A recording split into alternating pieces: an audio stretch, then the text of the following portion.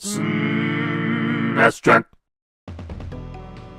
Sometimes it can be tricky to talk about games without repeating yourself 100 times. The past few weeks I've looked at boring generic licensed platformers, namely Family Dog and the Flintstones, and it can be a challenge to come up with something new to say about the same old platformers that have been done to death. The same goes for shoot-em-ups. Here we've got BioMetal. It's a horizontal shooter in space. It was made by Athena and released in November 1993, and they also made Strike Gunner STG, another decent-ish, average-ish shoot-em-up, that one of the vertical variety.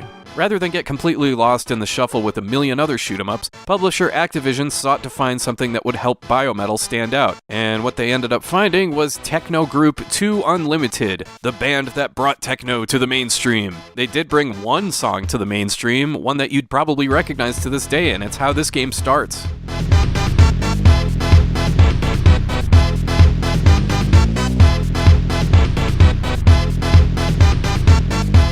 Bear in mind, only the North American release features this music. The Japanese and PAL region releases have a slightly different soundtrack. And believe it or don't, this is not the only Super Nintendo game to feature this song.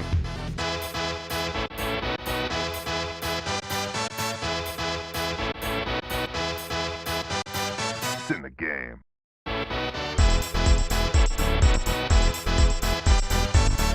So yeah, you've got two completely different ways to enjoy the music of 2 Unlimited on the Super Nintendo. You can listen to the EA Sports cover on NHL 96 while scoring goals with Craig Willanen, or you can destroy bad guys in a horizontal shoot-em-up with clouds zipping past you at 1,000,000 miles an hour. Seriously, this first level gives me motion sickness at times because the background is moving so fast.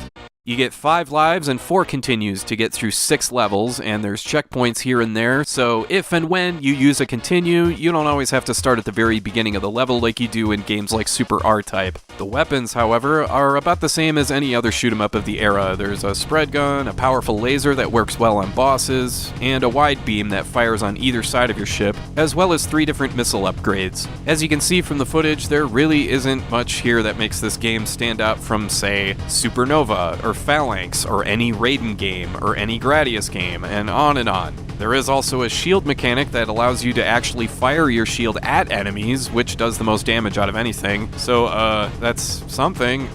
BioMetal does include a story sequence with the usual end-of-the-world stuff involving biomechanical aliens, and we get a shot of the 2 pilots tasked with fixing this mess, implying that the game is 2-player, but it's not, single-player only. Really, the highlight of the intro is seeing the BioMetal aliens get abbreviated to BMs, so maybe they were planning a Metamucil tie-in to go with 2 Unlimited. A computer analysis showed that the BMs are increasing in number. Well, maybe lay off the coffee for a bit? Over the years, as I've gotten used to shoot-em-ups, I always end up focusing on the same few things. One, are the boss fights fun, or at least cool-looking? And in BioMetal, yeah, they are. Everything looks like it's pulled straight out of Contra 3, like this bug-looking boss with flaming tentacles, or this serpent-like mini-boss here.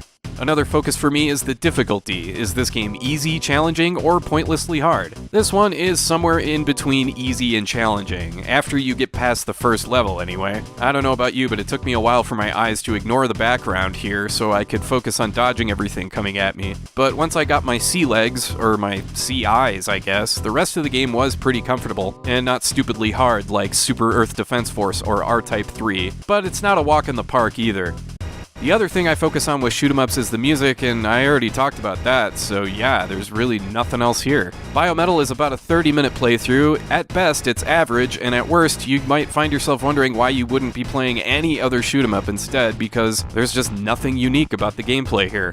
There's a ton of other approachable shooters on the Super Nintendo alone that I'd recommend over this one, like Axelay, Space Megaforce, UN Squadron, Firepower 2000, even games like Phalanx and Strike Gunner STG.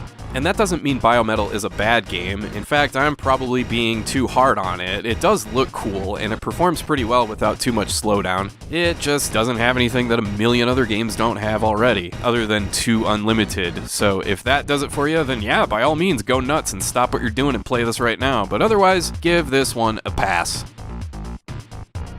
Alright, that's all for now, and I want to thank you for watching, and I hope you have a great rest of your day.